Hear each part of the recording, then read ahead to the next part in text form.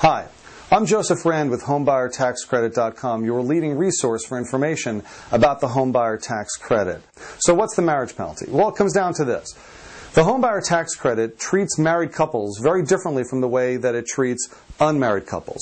If two unmarried people are buying a home together, the IRS is going to determine their eligibility separately. So if, let's say, a boyfriend and girlfriend or just two unmarried people are buying a home, each of them are going to be reviewed independently. And if one qualifies and the other one doesn't, it's okay. The one who qualifies can get a full tax credit. If they both qualify, but for different types of tax credits, that's fine too. They can both claim a tax credit and they can share it in any reasonable way. Now, that's very different from the way that the tax credit treats and the IRS is going to be treating married couples. And that's because the IRS is going to review a married couple's ownership history together. They're going to be testing it together so that they both have to be eligible. They both have to be eligible for the same type of credit and even for the same house.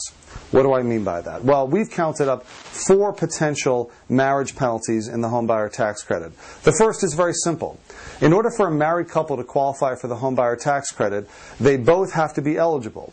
So if you have a husband and a wife, and the husband is eligible for a first-time homebuyer tax credit, and the wife is not eligible either as a first-time homebuyer or a long-time homeowner, well then they don't qualify. Both partners, both married spouses, have to qualify in order for them to get the homebuyer tax credit. Now that's of course very different from the way unmarried people are treated, because if one unmarried person qualifies and the other one doesn't, the unmarried person who does qualify can get the full thing.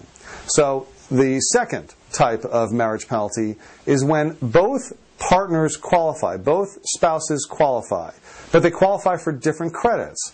Now this is really unfair because you have a husband who qualifies as a first-time homebuyer and the wife who qualifies as a long-time homeowner. If they were not married, they could both get a tax credit. If they each were buying individually and they weren't married, they could get the tax credit. But because they're married and because they both qualify but for different types of credits, their qualification cancels each other out. So he's a first-timer, she's a long-time owner. Together, they qualify for nothing. That, to me, is very unfair. That's the second type of marriage penalty. The third type of marriage penalty is when both spouses are long-time homeowners, but they're long-time homeowners for 2 different properties. The IRS is saying that both spouses have to qualify as long-time homeowners for the same property. So if he has owned a home and lived in it for 5 consecutive years out of the last 8, and she has owned a home and lived in it for 5 consecutive years of the last 8, but they're 2 different homes. Let's say they just recently got married. She owned a home, he owned a home. This happens a lot in our modern era when people get married later. They might already both be homeowners. They get married. They'd like to sell their 2 different properties and buy a home together. They can't get the tax credit because they don't qualify as long-time homeowners for the same property. That's the third type of marriage penalty. The fourth type of marriage penalty, and one that we're not certain of because we haven't gotten confirmation from the IRS on this as we make this video, is where you have a married couple where they've lived in a home that one of them owns for 5 consecutive years out of the last 8. So the owner of that property would qualify as a long-time homeowner, but it happens that only one spouse is actually the titled owner. So let's say that 10 years ago a couple gets married. The husband already owned a home. The wife didn't. They get married. She moves in with him. They've lived together in that home for 10 years. And now they want to sell it, buy a home, get the tax credit. They can't, we think, because although he, a long-time homeowner, having owned and lived in a home for more than 5 consecutive years out of the last 8, he's lived there for 10 years, she doesn't actually own the home. Now, the reason we say that we're not certain about this fourth type of marriage penalty is because the IRS has made some statements that indicate that ownership by the husband would be imputed to the wife. Now, they've made those statements in the context of actually disqualifying people, so we're not certain if they would use the idea of imputed ownership from a husband to a wife to say that even though the wife was not on the title of the property for the last 10 years, the fact that she lived with her husband who did own the property, would that qualify her as a long-time homeowner? We don't know the answer to that. For now, we're still calling this fourth type of marriage penalty one of the marriage penalties. So those are the marriage penalties. Now the question becomes, where did they come from? How did this marriage penalty end up here? It doesn't make any sense. Why would Congress write a law that so unfairly treats married couples when all we've heard for the last few years and all we've heard forever is how venerated the institution of marriage is? I'm married myself. I love being married. Being married is a wonderful thing. So why would Congress treat married couples so unfairly? Well, remember, there's 4 types of marriage penalties. The first type is when one spouse qualifies and the other one doesn't. Well, that marriage penalty has been in the law from the beginning. That's been in the law from April 2008 when Congress passed the first version of the first-time homebuyer tax credit, and they said very clearly that to qualify as a first-time homeowner, the taxpayer and, if married, that taxpayer's spouse have to be first-time homebuyers. So from the very beginning, the homebuyer tax credit has had that first type of marriage penalty in it. Probably not going to be changed. Now the question becomes, what about those other 3 types? What about the marriage penalty that comes up when both spouses qualify but for different types of tax credits? What happens when they both qualify as long-time homeowners but for different homes? And what if they would qualify but only one spouse was on the title? Well, these marriage penalties, believe it or not, come from a simple drafting error that Congress made when it revised the tax credit legislation in November of 2009 and expanded it to long-time homeowners and raised the income levels. What do I mean by that? Well, when they expanded the tax credit for long-time homeowners, all they did was create a provision that tracked the provision for first-time homebuyers.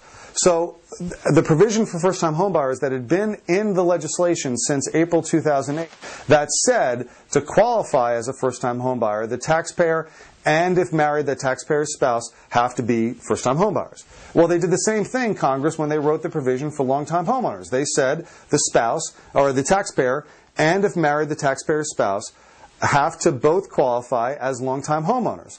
Now, here's the problem. The IRS looks at the legislation and says we have one provision that says that both spouses have to be first-time homebuyers, or we have a provision that says that both the taxpayer and his or her spouse have to be long-time homeowners, but there's no provision that says that the spouses can be both one be a first-time homebuyer and the other be a long-time homeowner. So the legislation was just sloppy. It did not provide for situations when they added the long-time homeowner credit. They didn't provide for a situation where somebody, there might be a couple, a married couple, where one spouse was already eligible as a first-time homebuyer, and now they were increasing the eligibility by allowing them also to qualify as long-time homeowners. So now you got a situation the IRS looks at and says, well, you got to both be first-time homebuyers or both be long-time homeowners. And if you're both long-time homeowners, you have to qualify for the same residence because that's the way the legislation reads. It's unbelievably sad that Congress wrote this legislation and just never considered the possibility that there could be married couples where they don't share the same ownership history, but they would both be independently eligible. So that's where it came from. Now the question is, what can we do to change it? With regard to that first type of marriage penalty, where one qualifies, the other one doesn't, there's nothing we're going to be able to do about that. That's been in the legislation for almost 2 years at this point. They're not going to change it. The question is whether Congress will revisit the November 2009 legislation and add a provision that allows that if 2 spouses would both independently qualify, then as a married couple they can qualify. That would take care of the second, third, and fourth types of marriage penalties. There is actually legislation that has been drafted by a member of the House Ways and Means Committee to change the marriage penalty and take it out of the law. Now we hope that does become law. What can you do to help? First, you can join our Facebook cause. We created a Facebook cause about a month ago. We have a lot of people who have joined. Join the cause. I don't know if that's going to make a difference, but it'd be good to keep a network of communication open. Second thing you can do is go to our blog, homebuyertaxcreditblog.com, and share your story. Congress is much more likely to act if they see just how many people are affected by the marriage penalty. We've had about 20 or 30 people share their stories on the blog. We've been updating it on the blog with updated posts which summarize the stories that people have given us. So feel free to come in and share your story. And of course, if you want to change this, contact your friends, contact your family, have them join the cause on Facebook, as well as contact your congressional representative, contact your senator.